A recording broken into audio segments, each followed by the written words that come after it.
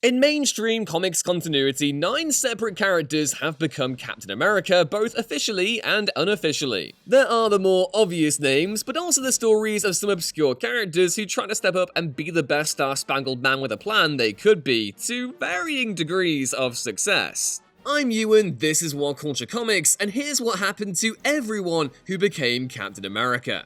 Number 9. Steve Rogers. Desperate to fight the Nazis but unable to enlist due to his numerous health conditions, Steve Rogers willingly volunteered for Project Rebirth, the super soldier program headed up by Professor Abraham Erskine in 1941. Erskine was able to transform Rogers using an experimental mix of the serum treated with vital rays, and from there, he began his training to become a true soldier. Rogers fought throughout the Second World War, engaging in both the European and Pacific theaters alongside partner Bucky Barnes. Barnes and Rogers would go on to form the Invaders, a team of superheroes comprised of themselves, Namor, and the original android Human Torch, who fought the Nazi menace alongside the Allies and Sergeant Nicholas J. Fury's Howling Commandos. Sadly, towards the end of the conflict, Rogers and Bucky were assumed to have perished, disarming a powerful rocket launched by Heinrich Zemo that was heading towards the British Isles. Rogers entered suspended animation while frozen in a block of ice, and was later thawed out by the Avengers following a battle with Namor years later. As a man out of time, Rogers once again assumed the mantle of Captain America, and became one of the first heroes of the Marvel Age of Comics, leading the Avengers and fighting villains both old and new.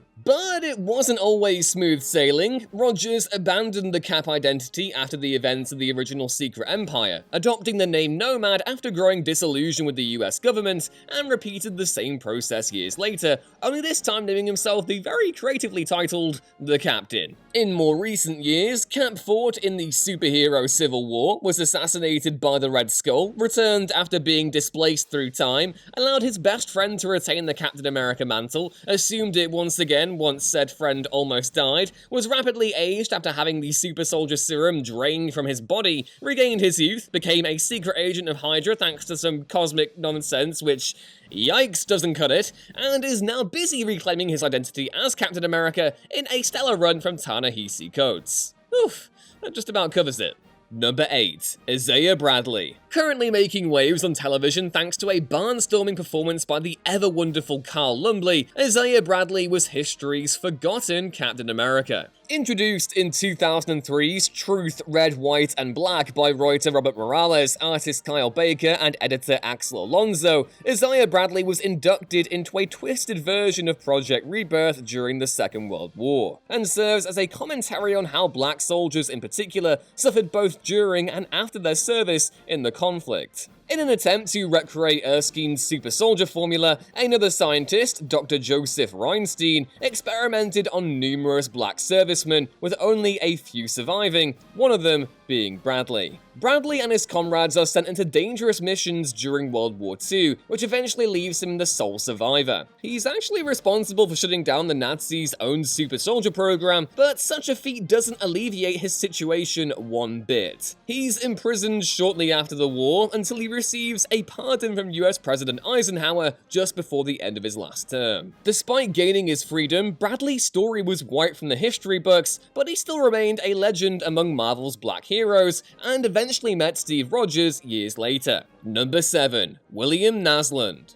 Steve Rogers' demise in 1945 hasn't always been a part of the Marvel mythos. In fact, to begin with, Steve and Bucky never perished in that fateful rocket explosion in 1945, and continued to appear in strips of varying, shall we say, quality, up until Stan Lee and Jack Kirby reintroduced the character in 1964's The Avengers number 4, which included the aforementioned retcon. To account for the fact that there was an active Captain America and Bucky from 1945 onwards though, Marvel would introduce a number of different retcons, revealing that various other men stepped in to assume the Captain America identity during this period. William NASLUND was the first. NASLUND was another patriotic superhero who went by the name of Spirit of 76, modeling his look on a late 18th century American revolutionary. He was part of a team called the Crusaders, another World War II era supergroup that was active alongside Captain America's own Invaders. After Steve and Bucky's presumed deaths, the US government turned to NASLUND as their first choice to inherit the mantle of Captain America, because there's no sense in letting a good costume go to waste, right? NASLUND, having obviously taken inspiration from Rogers and adopting his former mantle, willingly accepted the responsibility. However, his tenure as Cap was really brief, meeting his end tragically only a year after he took up the shield in 1946, when he was killed by an android attempting to assassinate a young John F. Kennedy.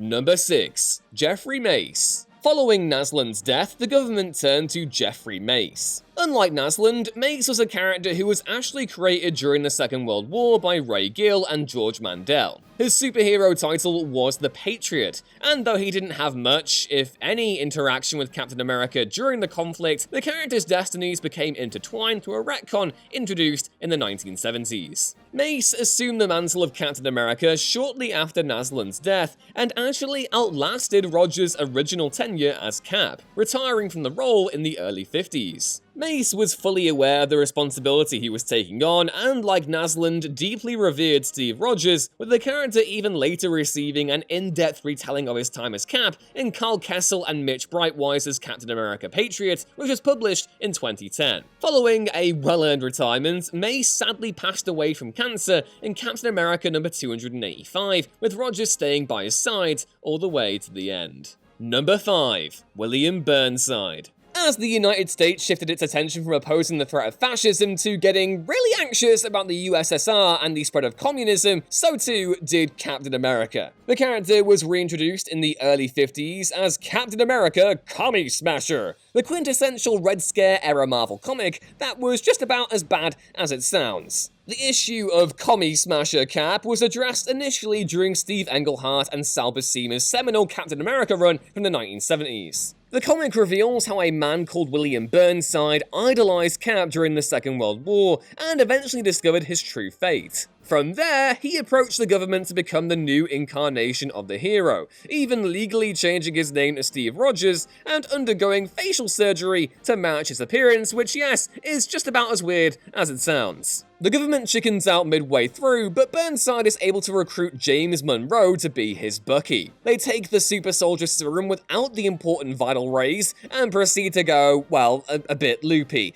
taking only surface level lessons from Rogers' example and embodying all the jingoism and nationalistic dogma the original Cap opposed so heavily. Burnside and Monroe are placed in suspended animation, but are set free years later to attack Rogers and Sam Wilson. Burnside is then brainwashed into assuming the supervillain alter ego of the Grand Director, openly adopting white supremacist ideology before eventually almost losing his life in battle with Rogers, where he is then given a new identity by the government after his death is faked. Number 4. Roscoe Simons. You've probably gathered by now that the 70s was a fairly pivotal decade for Steve Rogers. In many ways, it was just as formative in the character's development as the 40s were, with the creative team of Steve Englehart and Sal Buscema providing the blueprint for modern Cap that all subsequent creators would work from, especially when it came to the trope of Rogers questioning his role and title as Captain America. Englehart and Buscema's run was notable for multiple reasons, but arguably the most important is Secret Empire, a Watergate-era comic that saw Cap unearth a conspiracy that went all the way to the White House. Rogers abandons the mantle shortly afterwards, becoming Nomad, and adopting a snazzy new look in the process. Others attempted to fill the void Rogers left behind, but the two immediate replacements, Bob Russo and Scar Turpin,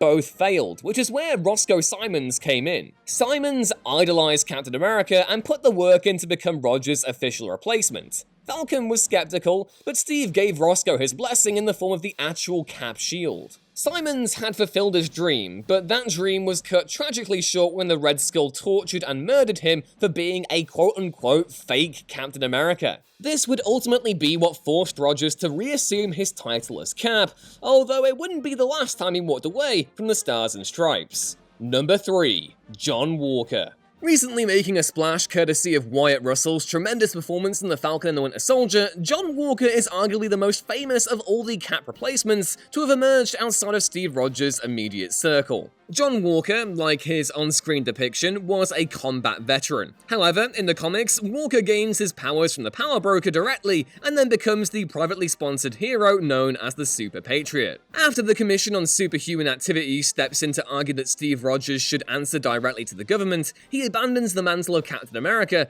and the Commission replaces him with Walker. Walker quickly proves himself a capable Cap, but he's twice as ruthless as Rogers and is just the right amount of ignorant to be manipulated by the institutions he serves. He eventually realizes what's going on though, and assumes the new identity of US Agent thereafter. As US Agent, Walker would become a member of the West Coast Avengers, and slowly but surely, and mostly slowly, turn into a hero in his own right. Not one anywhere near as commendable as Rogers, but you know, it's the thought that counts. Number 2. Bucky Barnes. Bucky Barnes is the absolute best, and he's largely the best because of Ed Brubaker and Steve Epting's seminal Captain America run from the mid-aughts onwards. Brubaker and Epting created the Winter Soldier story arc together and laid the groundwork for what was essentially the emotional core and tone of the MCU Captain America films. Despite this, and I do realise I'm going off on a bit of a ranty tangent here, but bear with, Brubaker and Epting continue to be treated like complete and total ass by Marvel, with the former having recently revealed on the Fat Man Beyond podcast with Kevin Smith and Mark Bernardin that he makes more from SAG residuals for his cameo in The Winter Soldier than for, actually creating the character that others have made millions from. So yeah, before getting into the how and why of Bucky Barnes becoming Captain America, this is essentially me saying go support these guys, which you can do by buying Velvet, a creator-owned espionage thriller the two co-authored in 2014. It's great, you'll love it if you love their cat books, and they'll appreciate the love. In regards to Brubaker and Epting's run on Cap specifically though, Bucky Barnes was right at the centre. The duo resurrected the character as the Winter Soldier and plotted an epic and emotional redemption arc for him throughout their run, culminating in the quote-unquote death of Steve Rogers after Civil War, and Bucky honouring the legacy of his oldest friend by becoming the new Captain America. Bucky more than proved himself in the role, but it was never going to be a permanent arrangement. Steve eventually returned, Bucky almost died during the events of Fear itself, and then once again took on the identity of Winter Soldier. And number 1, Sam Wilson. The Falcon has long been one of Steve Rogers' closest friends and allies, but it wasn't until 2015 that he was called up to take on the Star-Spangled Suit and shield of Captain America. Following Rogers' unfortunate run-in with the Iron Nail, which deprived him of the Super Soldier Serum, thus aging him rapidly and rendering him unable to continue as Captain America, Steve turned to Sam Wilson to continue the Cap legacy. Wilson's Cap differed greatly from previous replacements in that he still looked to retain elements of his previous identity as Falcon while in the costume. His signature wings and goggles remained, two key signifiers that illustrated how he was going to make Captain America his own, rather than live up to someone else's ideal of what Cap should be. Like all Cap replacements though, Sam eventually parted ways with the Shield, honouring a tradition in that he did so out of a growing disillusionment with his own country. He was forced to briefly take it up again when Hydra Cap took control of the US, but reverted to his old identity of Falcon not long after. And that's what happened to everyone who became Captain America in mainstream Marvel continuity. Which Cap is your fave? Let me know down in the comments below, and don't forget to like the video if you enjoyed it, and to subscribe to What Culture Comics so you don't miss another upload going forward. I've been Ewan, catch me rambling about how great Ed Brubaker is on Twitter at EwanRuinsThings, and I will see you next time. Bye!